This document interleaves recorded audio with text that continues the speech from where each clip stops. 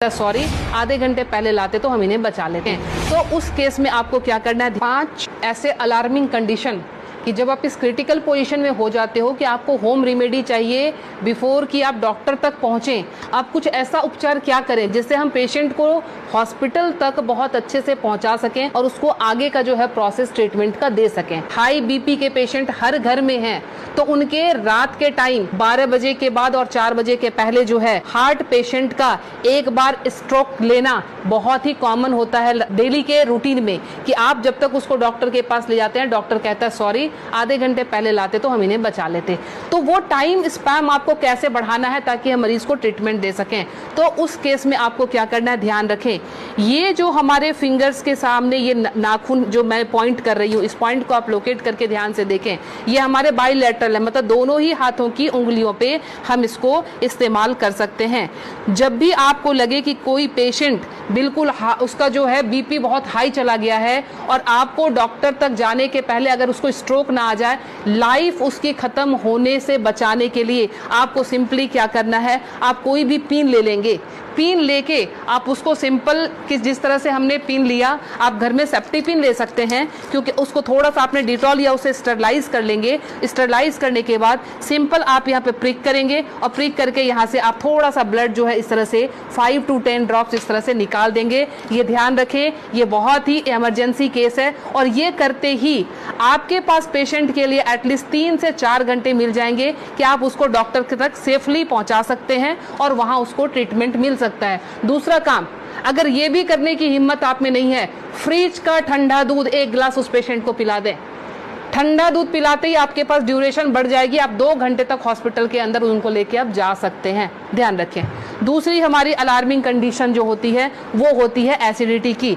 Acidity sometimes इतना high हो जाता है कि रात को सोना मुश्किल, सीने में जलन और भारीपन, उस केस में भी लगता है जैसे हमें हार्ट की प्रॉब्लम आ रही है। उसमें क्या करेंगे, उस केस में कि हमने इस पॉइंट को, एसिडिटी की केस में आपने इस पॉइंट को लेना। पॉइंट लोकेट कैसे करेंगे, तो आपने इस तरह से अपने थंब के इस वाले पॉइंट को, फर्स्ट पोर को यहाँ से मेजर कर लेंगे, खोल के यहाँ से मेजर करके आपका जहां ये टच हो रहा है यहाँ से आपने इसको प्रेस करना शुरू किया।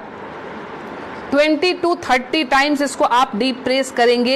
एसिडिटी बन रही है या फिर सर दर्द हो रहा है एक्सट्रीम पोजीशन पे, आपको उस समय वो रिलैक्स देना शुरू कर देगा, क्योंकि जब जलन होती है आपके बब्स निकलते नहीं है, इसीलिए वो यहाँ पे अटैक कर रहा होता है जिससे पेन आना शुरू हो जाता है। तो आपको क्या करना है, इसको प्रेस करेंगे, आपको रिलैक्सेशन होना शुरू हो जाएगा।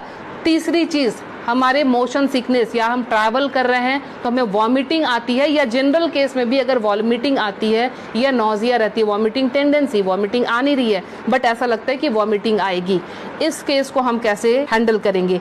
आप अपने ये रिस्ट के क्रीज ले लें, ये रिस्ट के क्रीज आपको दिख रहे हैं, इस क्रीज से, ये जो क्रीज हमारी बनी हुई है, इस क्रीज से अपने ही फिंगर को रखना है, ध्यान रखना है, अपने फिंगर के 2 फिंगर को रखना है। इसके बाद ये पॉइंट जहाँ पे आता है इसको आप लोकेट करेंगे और ध्यान से देखें, यहाँ पे 2 आर्टरी आ रही होती है, आप जब फील करेंगे 2 आर्टरी के बीच में, ये यहाँ पे आपको इस पॉइंट को अब दबाना शुरू कर देना है। अगर आप इसको तेज दबाएंगे इमीडिएटली आपके वॉमिटिंग टेंडेंसी जो है वो वहीं स्टॉप हो जाएगी और ये आपके मोशन सिकनेस में भी काम करेगा। कहीं आप ट्रैवलिंग में जा रहे हैं तो वहां ये काम करेगा।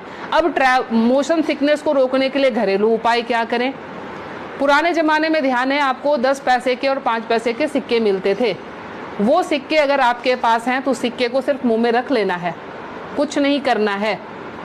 वो रख के, या पान के पत्ते, ध्यान रखें मैं पान खाने की बात नहीं कर रही हूँ, उसमें गुलकंद और वो सब मिलाने की, मैं सिर्फ कह रही हूँ पान के पत्ते, वो आप चबाते हुए चले जाएंगे, आपका मोशन सिकनेस जो है वो कंट्रोल हो जाएगा। तीसरी चीज जो आती है एलर्जिक अस्थमा की, मतलब एक ही आपको स्ट्रोक आया और आपके जो है बिल्कुल सांसें फूलनी शुरू हो गई, सांस नहीं आ रही है, हेवीनेस आ रही है, उस केस में आप क्या करेंगे, अपने नाक को खोलने के लिए, ताकि ब्रीदिंग आपकी एकाएक स्टार्ट हो जाए, आप अपने हाथ को लेंगे और इस तरह से नाक को सटाएंगे।